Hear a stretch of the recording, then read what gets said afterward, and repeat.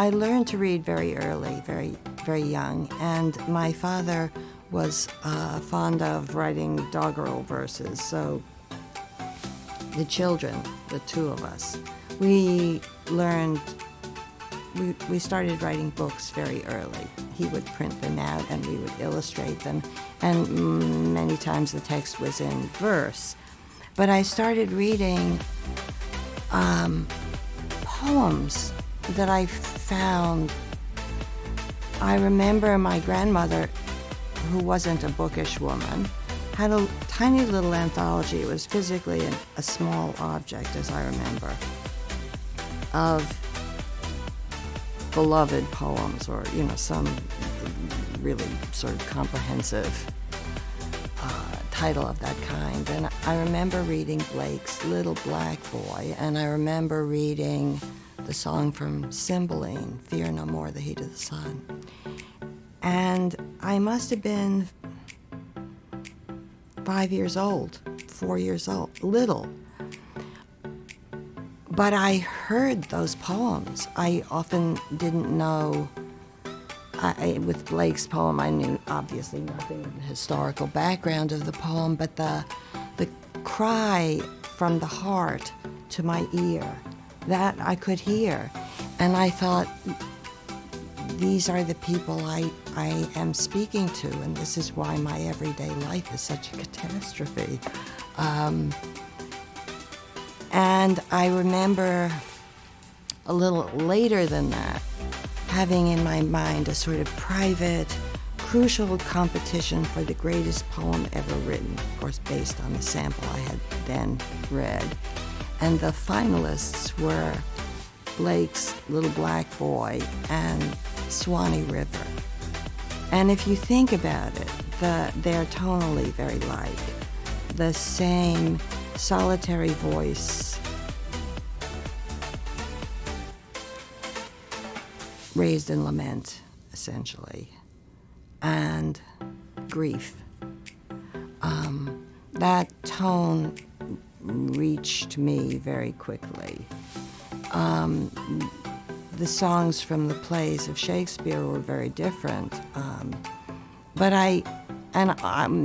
many times I didn't understand some of the words, and I had no idea that they filled what need they filled in the play. I don't even think I knew that they were parts of plays, but I read them hypnotically. Even after I had memorized them, I kept reading them. And as I got older, I read constantly much fiction, which I still read to divert myself, to be happy. When I want to be happy, I read a novel. But in my early teens and mid-teens, I would just read deep into the night all those poets who are commonly anthologized. I came from a family committed to education, but not particularly literary. My father's interest was much more history and government. My mother liked the arts, but I wouldn't say she was informed or a tremendous judge. But they were very pleased with my early sense of vocation. There was a tremendous parental support for that. It was one of those sort of child dreams that oftentimes gets knocked out of the child and replaced by something else, sometimes something equally grand. From the time I had that little poetry competition in my head between Swanee River and Little Black Boy, always, I knew that what I wanted was to write. And I digressed occasionally. There was a period in which I wanted to be an actress, which I later realized was simply that I wanted to be applauded. I had no gift for theater at all. I had a good memory. I could memorize lines, but I was a very wooden performer.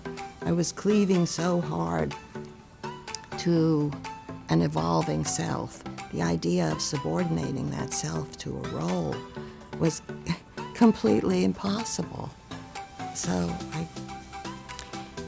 my mother, with whom I was often at war in that period, kept saying, darling, darling, it's such a shame you want to be an actress because you're such a fine writer and painter. And she left the rest unsaid, and that made me more stubborn. But that was very brief. And then I went back to what I